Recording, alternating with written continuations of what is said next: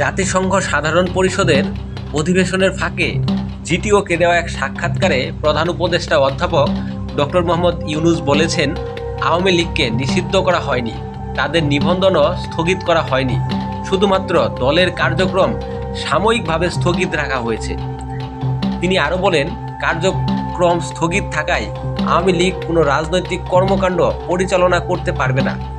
তারা দল হিসেবে বৈধ রয়েছে, তবে কার্যক্রম সাময়িকভাবে স্থগিত করা হয়েছে।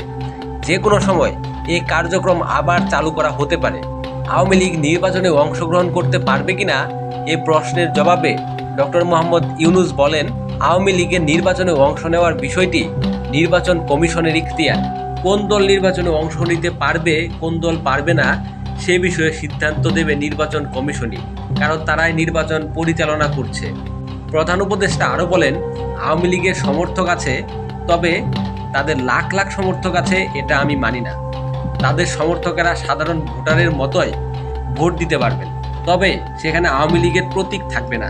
তিনি অভিযোগ করে বলেন, আওয়ামী লীগ নিজেদের রাজনৈতিক দল দাবি করলেও বাস্তবে তারা রাজনৈতিক দলের মতো আচরণ করতে পারেনি। তারা মানুষ হত্যা করেছে, নিজেদের কর্মকাণ্ডের দায় স্বীকার করেনি, বরং সবসময় দায় অন্যের ওপর চাপিয়েছে।